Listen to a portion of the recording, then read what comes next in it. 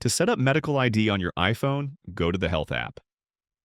You might see a reminder to check your medical ID on the very top, but if you don't, tap your profile picture in the top right corner, and then go to Medical ID. Medical ID is your iPhone's built-in emergency info card. It stores critical health details that first responders can access even if your phone is locked. It can include things like your name and date of birth, medical conditions, allergies and medications, blood type, organ donor status, emergency contacts, primary language, etc. I have a friend who works as a first responder, and he told me they actually use these more than people realize, so I highly recommend everyone to have this set up. You can choose to show this even when your phone is locked, and to share it if you ever call emergency services.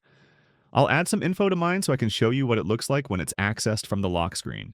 Mine doesn't have a lot here, but we'll put a medication, for example. If you're pregnant, you can have that displayed here as well with your estimated due date. You can add an emergency contact, which is shown on the lock screen, and if you use the emergency SOS feature, they'll be notified with a message and your current location. Emergency SOS, where you can quickly contact emergency services by, for example, tapping the power button of your phone quickly 5 times in a row. Once you have your medical ID set up, it can be accessed anytime by pressing and holding the power button and either volume button. Swipe the medical ID toggle and it shows all the information I added into mine. I sincerely hope you won't ever need this, but if you do, it can make a big difference.